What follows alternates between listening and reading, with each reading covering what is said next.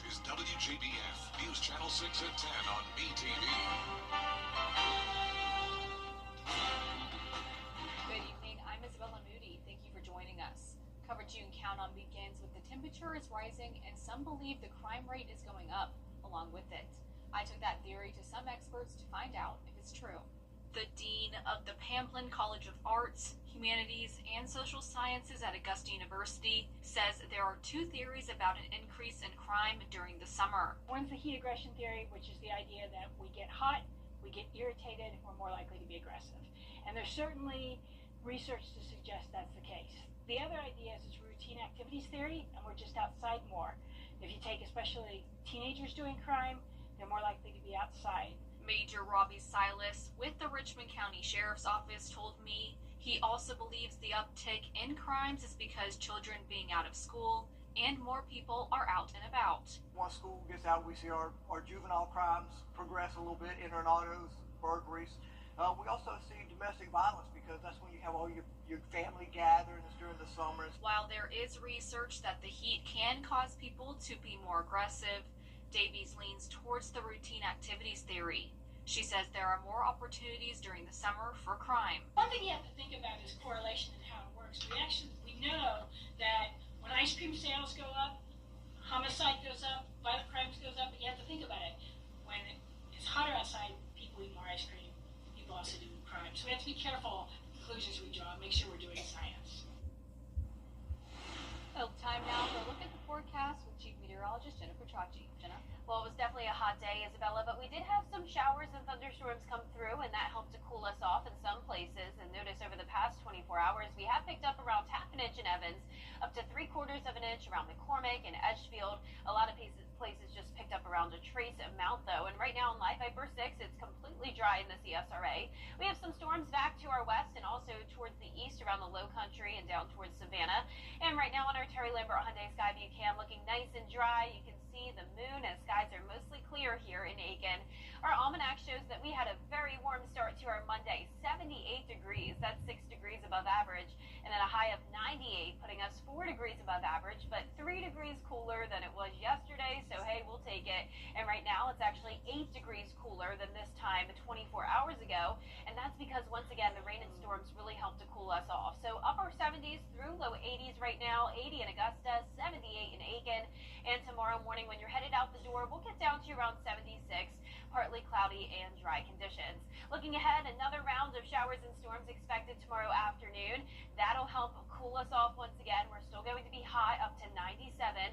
And then the temperatures will eventually start to go down as those rain chances really increase this weekend. And I'll have a look at that coming up. But back to you, Isabella. Thank you, Jenna. In South Carolina, Duke Energy is sharing some small steps you can take that can make a big impact on your power bill. They say some simple ways to reduce the load on your AC system are by bumping up the temperature in your home a few degrees, closing blinds that face the sun, and even just running a ceiling fan instead. People don't often think that can keep you cool, but it can actually make the room feel 4 degrees cooler than it actually is. So you can bump that thermostat up a couple degrees, turn on the ceiling fan, and maintain that comfort while saving on your electric bill on these hot days. Officials say it's also important to have a plan in place in case you lose your air conditioning and electricity on a hot day like today. Duke says their power grid is ready for these high summer temps, and they have employees on standby in case an issue pops up. Ongoing frustration for homeowners in North Augusta trying to pay their water bills. The city has transitioned to a new utility billing system, but the transition is not going as smoothly as some would have liked. Graham Lee has the story. A long line at the municipal building Monday morning. One after another, several homeowners in line to pay their water bills, and some say they've had enough. They keep charging me and charging me and charging me, and then they say they fix it. And then I got another bill, and now they're double charging me for sewer. And I mean, I'm just kind of powerless. I don't know. A new billing system called GovSense to provide an online option for homeowners to pay utility bills quicker and easier. But for neighbors, that's not been the case. So my water bill is like probably 60% higher than it ever has been. And they've been telling me they're going to come back out and get the new sewer rate. And that was like 3 months ago. Every month. I used to be able to just pay this online. I used to. Now I can't. North Augusta leaders are actively reviewing every utility account. According to the city administrator, more than 1,000 accounts have been corrected, and the mayor says city leaders are getting closer to fixing the problem. So there's nothing new at all that is happening. It is the same challenges that citizens have known about. We have been beating this horse to death over the last 3 months. It's a service you have to have, and you're powerless. And there are people like me, like the elderly, who can't get out here and do this, who don't have access to a computer. What do? They don't know. They don't have somebody to help them. We've developed a lot in the last 15 years, and the influx of people will just keep coming and coming and coming, and you need to get stuff like this worked out before you start building 15,000 more houses, however many more thousands of houses, right? You know, you start building all these new cookie cutter neighborhoods and start throwing them up, and you don't have the infrastructure even on this side. The finance department has a customer service hotline for concerned residents, but city leaders say the bottom line for homeowners is they expect billing cycles to go back to normal sometime next month. In North Augusta, Graham Lee, WJBF, News Channel 6. Big changes on the way for Augusta trash service. Trash Day will no longer automatically mean Recycling Day. Starting Friday, residents who want to continue to recycle will need to sign up with Coastal Waste and Recycling, but there will be a charge depending on how often you want the service. To keep it once a week, it will cost $14.69 a month. That's just ridiculous. I never heard such a thing. I mean, that's supposed to help the environment besides, you know? You stop recycling, that's going to make things worse once that starts. With that price, will you stop? I don't know what I'm going to do. Put it in the trash can, I guess? Commissioners are scheduled to get an update on the new recycling program Tuesday, which will include a public information campaign. The new service begins November 1st. A part of Broad Street is closing due to the James Brown Linear Park project. Crews are working to upgrade the area where the James Brown statue is located. The inside lanes on both sides of the street will be closed. All parking spots on the street will be also closed to accommodate realigned travel lanes. Once complete, the new stage will have a large fountain, landscaping, shade structures, and James Brown's music to entertain visitors. One business owner says this could affect businesses in the area. I don't park on Broad Street. I park behind here on Reynolds Street. It definitely will affect business because it'll disrupt the traffic and make it harder for people to find parking places, I'm sure. So I'm not too happy about that, but I guess the plan is progress, and progress can be painful. Construction hours from 8 a.m. to 5 p.m. Project completion is expected to take about a year. All work week long, and it's going to be hot and humid, of course, but we also have those increasing rain chances, and that'll eventually lead to a pretty significant cool down. I'll have a look at the temperatures right after this break. When you play Cash for Life from the... Now, your most accurate forecast with WJBF Live 5/6. Welcome back. I hope you've been able to beat the heat over the past couple of days. It has been scorching hot, the hottest it's been all season long. But right now on our Terry Lambert Hyundai Skyview cam, of course, it's tolerable out there right now. We're sitting at 81 degrees, feeling like 88. Muggy, dew points are in the 70s, and we have a northwest breeze of 7 miles per hour. Now, around the CSRA, our temperatures are in the 80s for the most part, but we do have 76 in Washington. A little bit cooler there, but warmer in Allendale, sitting at 84. Our satellite and radar is just showing a few clouds passing by. We had those storms to the east of us. A lot of that has now faded away, but we even had a couple severe thunderstorm warnings in the CSRA today. We have this upper-level trough. That's what triggered the showers and storms to pop up, but we're also still under this dome of high pressure. That's eventually going to continue to move back towards the west, and that will give us some higher rain chances as we go into the rest of this week. But tomorrow, we do have one more day of some heat alerts to talk about, heat advisory and heat warning. You know the drill. We have different alerts for different counties, depending on the National Weather Service office that forecasts for them.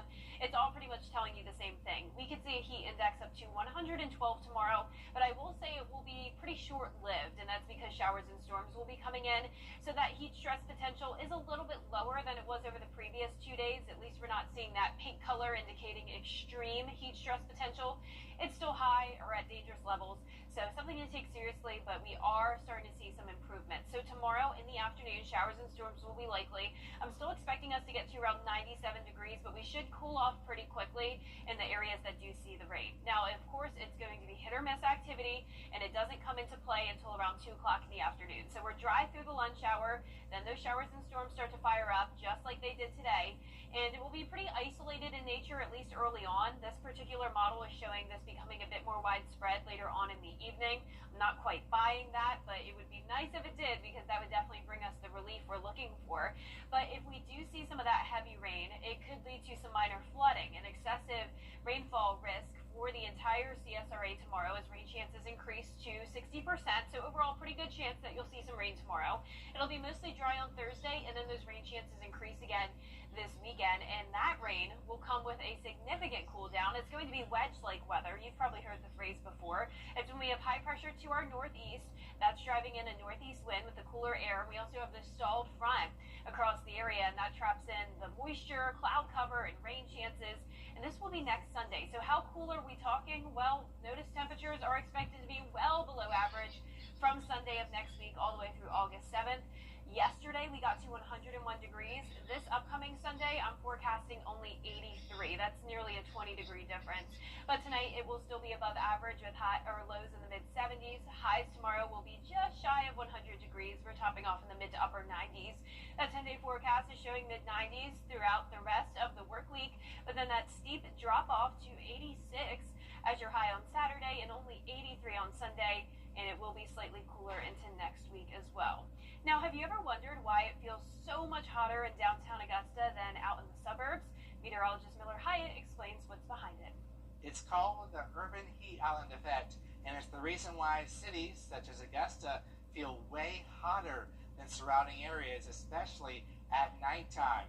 All that concrete, asphalt, and brick in cities can absorb more of that sun's energy during the day, and then like a giant pizza oven slowly releases it at nighttime, causing cities to be about 4 to 8 degrees warmer than surrounding areas like Saluda. So many times you see Saluda being several degrees cooler than Augusta, and that's because we have more grass in areas like Saluda, and the cities have more surfaces and absorb that heat during the day.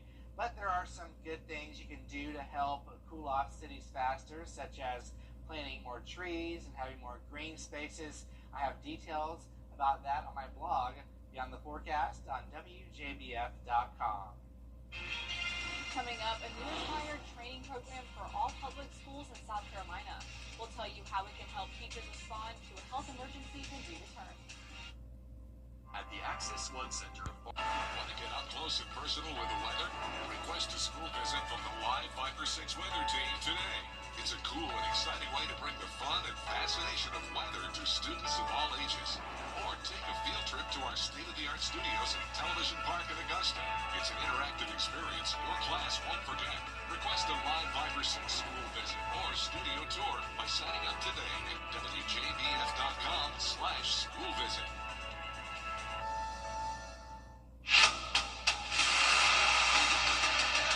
Most-watched local news is getting a big plus. WJBF 6 Plus, built for the way you want. The CSRA's trusted news source, now on demand. Live by 6 weather when it matters most. Stream at any time, anywhere. Plus, it's totally free. No subscription required. WJBF 6 Plus is ready when you are. Download it free today on your favorite streaming device. A law that went into effect the 1st of July says South Carolina public schools must adopt a seizure training program to support students with epilepsy and seizures. Caroline Yaffa tells us about the law. A new law that recently took effect will help teachers react and respond to seizures. A local mom told me this is exactly what her family needed. Fresh baked biscuits, crispy pan-breaded chicken, and show-broiled 100% Angus beef burgers. Want to get up close and personal with the weather? Request a school visit from the Live 5-6 weather team today. It's a cool and exciting way to bring the fun and fascination of weather to students of all ages. Or take a field trip to our state-of-the-art studios at Television Park in Augusta. It's an interactive experience. Stop in for fresh baked biscuits, crispy pan-breaded chicken, and show-broiled 100% Angus beef burgers. Want to get up close and personal with the weather? Request a school visit from the live Viper 6 weather team today. It's a cool and exciting way to bring the fun and fascination of weather to students of all ages. Or take a field trip to our state-of-the-art studios at Television Park in Augusta. It's an interactive experience your class won't forget. Request a live Viper 6 school visit or studio tour by signing up today at WJBF.com/school visit.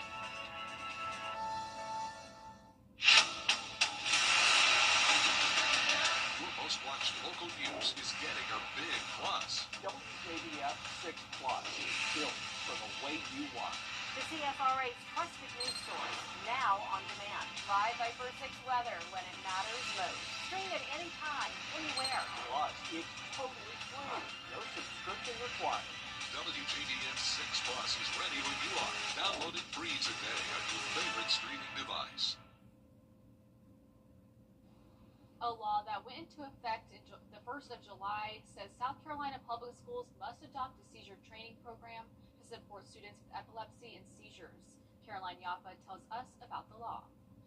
A new law that recently took effect will help teachers react and respond to seizures. A local mom told me this is exactly what her family needed.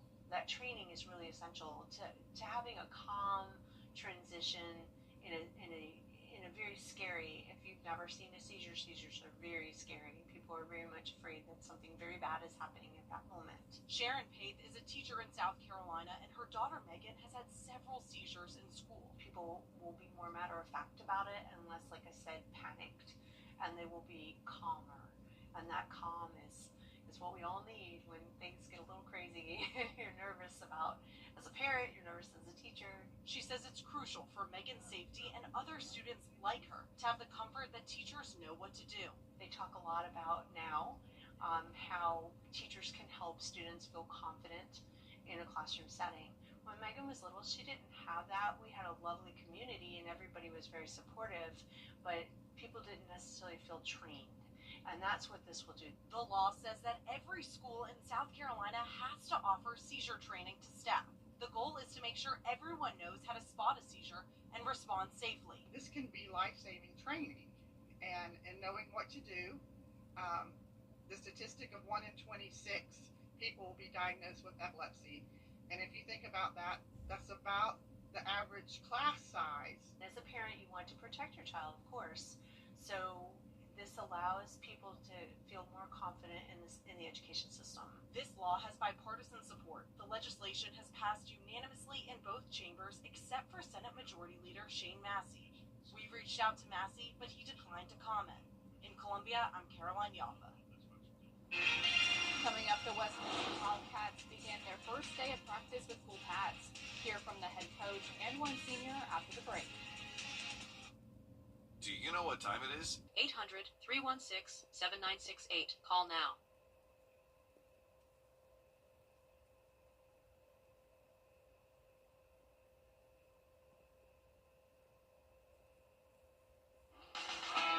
Now, WJBF sports coverage you can count on. Well, football season is inching closer as the Georgia High School Association gave the green light for the first day of padded practices. That also includes the GIAA for private schools as the Westminster Schools of Augusta football team went to work this evening. Now, the state championship runner-ups took plenty of water breaks due to the heat, but also didn't stop them from running receiver routes, plus working on developing sophomore quarterback Julian Lively. Now, head coach Chris Murphy also feels confident in his core group of seniors returning and the impact they'll make on the field this season. These guys are hungry. They really want to get back to the big game and have a chance to compete and redeem themselves from last year. So they're already been working very hard throughout the summer and through group chats and things like that, and just kind of keeping the other guys encouraged. My goal is state championship. Other than that, just getting to know some of these new guys. We've had a lot of great people that have been here the whole time I've been here that have gone on now. So I just want to build relationships with all the other guys and be the senior for them. Their season kicks off August 22nd against the Georgia School for Innovation and the Classics. Now, the Atlanta Falcons continue with training camp, but with a rather unique quarterback situation on their hands. Atlanta's now backup quarterback, Kirk Cousins, has a $40 million cap in 2025, which is about 20% of the team's total budget. Now, compare that to starting quarterback Michael Penix Jr., who's making $5.2 million this year. So a significant salary difference since Penix now has that starting role. The Falcons general manager shared his thoughts on the situation. We got to build the best 70-man roster so we can go win games. That's what we're focused on. And Kirk, just like all the other players, are focused on coming here and doing their job. That's what he's been doing. So that's where we're focused. And in terms of making moves, whether it's trades or whether it's acquiring players, we're always looking at those factors. We're going to do whatever we can do to make this team as best as it can possibly be. The first preseason game, August 8th, against the Detroit Lions. Well, the Atlanta Braves facing off against the Cincinnati Reds in the MLB Speedway Classic, the first MLB game ever played in Tennessee. But that is not all. The game will break the all-time regular season single-game attendance record with more than 85,000 tickets sold to date. Now, fans have bought tickets across all 50 states to watch both of these teams play. Now, Atlanta Braves Hall of Famer Chipper Jones will also throw out the ceremonial first pitch. The Classic's set for Saturday at 7:15 p.m. Well, after 16 days, the Augusta Green Jackets finally returned back to SRP Park for a 6-game homestand against the Carolina Mudcats. They're coming off a series-clinching 13-6 victory against the Hickory Crawdads. First pitch 7:05 p.m. Tuesday night. They're also celebrating 50s night as well. Isabella, back to you. Coming up, some pets can have super abilities that makes them a star. The story after the break. Wednesday, only on... Attention viewers, CW6 is now available today on Fubo. It's never been easier to watch all your favorite CW shows, sports, talk, reality, and so much more. CW6. Watch it today on Fubo. And last but not least, in Ontario, Canada, there's a traveling group of super pets. These fantastic pups have been making their presence known in Hollywood. Danny New has the story. This is Nibs. And this is Lollipop. Besides being extremely talented and cute, what else do they have in common? They both are members of the Ultimates. Do you think anyone on the planet wakes up happier than you? I don't think so, man. Look, my coworkers are amazing. Melissa Millett here and her Ultimates, as she calls them, travel around Ontario, Canada every weekend to perform tricks they've mastered together. Has 9 dogs and 5 cats, with many of them making their way over to Hollywood. I've got to fly back to London. I need you to take care of my cat. I like cats. I like dogs. For example, later this month, her cat, Tonic, will be appearing in the movie Caught Stealing, starring the man you may remember as Elvis, Austin Butler. You just petting your cat? He did, yeah. He was a phenomenal cat trainer. Meanwhile, Lollipop and her best friend Sashimi have the Guinness World Record for the fastest 5-meter dog-cat scooter ride. As I found out, balance is actually just Lollipop's thing. Hi, Lollipop! That's what she does nonstop. But here's one thing that might surprise you even more. Lollipop is actually deaf, as is the first dog you met, Nibs. However, here is why Melissa says that is not the biggest obstacle when training your dog.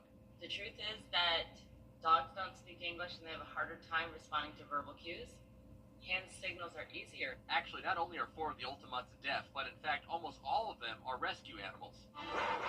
Like her dog Pepsi, who starred as Crypto the Super Dog in the show Titans. Pepsi was found abandoned in a snowy woodpile at 5 months old, and championing rescue animals like him has become a mission for Melissa. In my position, it's really important it showcases the wonderful animals that you can find.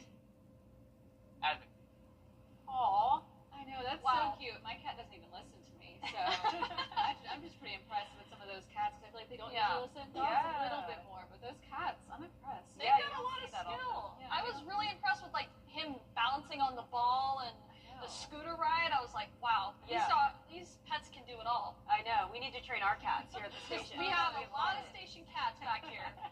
Yeah, we'll have to work on that. Yeah. Well, our 10-day forecast is showing another round of heat tomorrow, a high of 97, but then we're going more so into the mid-90s for the rest of the work week. Rain chances are sticking around each day. Then the rain chances really increase this weekend as temperatures